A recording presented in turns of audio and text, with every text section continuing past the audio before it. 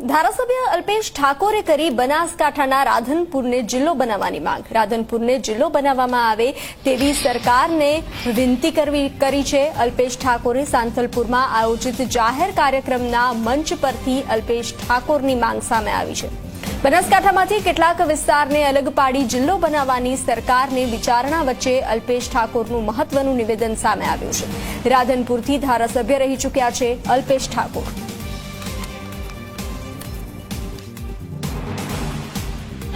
તો રાધનપુર, સાંતલપુર, સમી, વારાહી અને કાંકરેજ, દિયોદર, વાવ, બાબર, શ્રીગામ આ જે વિસ્તાર છે, આ વિસ્તારને જિલ્લાની જરૂર છે અને જિલ્લો પણ રાધનપુર બને એવી જરૂર છે.